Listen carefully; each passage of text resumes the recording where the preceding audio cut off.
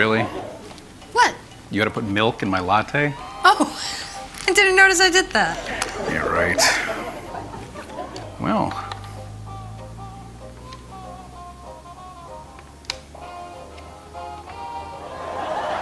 Now my latte is vegan. Congratulations. Thank you.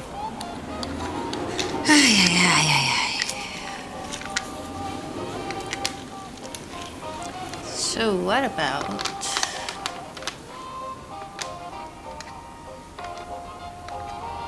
You can't be serious. I put the word vegan down and you follow it up with the word bacon? How much more obvious could you be? Bacon. Okay. You know where bacon comes from, right? Oh, come on. Baby. Piglets, little piglets, not even 6 months old, were nursing on their mother who's stuck inside a gestation crate so tight that she can't even turn around.